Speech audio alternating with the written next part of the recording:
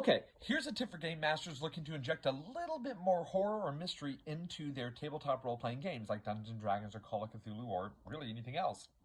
When you put a monster in front of the players, and when I say monster, I don't mean like an elf or a dwarf or a human.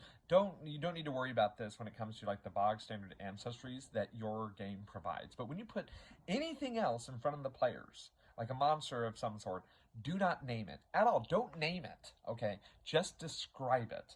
All right. When you name a creature or when you name a phenomenon that the players are coming up against, that contextualizes it. It gives them knowledge, and knowledge is power, right?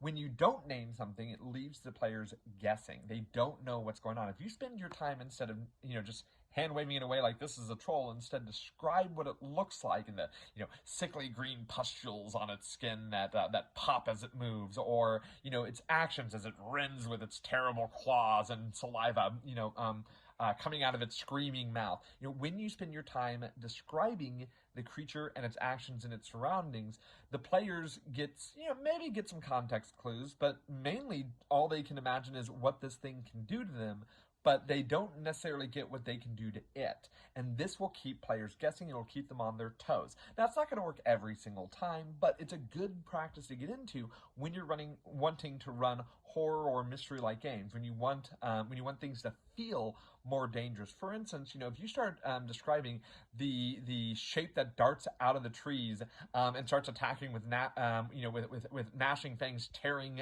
flesh from limb, you don't need to say it's a wolf. You can just keep describing it in these types of terms, and the players will likely treat it with a lot more reverence or a lot more fear, a lot more concern, because all they are left to imagine is what could happen to them rather than being armed with the knowledge of how they can stop it. And when you name something, you know something, okay? So anyway, that's just a quick tip. Use it if you'd like. If you don't, well, then fine, run your games however you'd like. But either way, I'll catch you all later.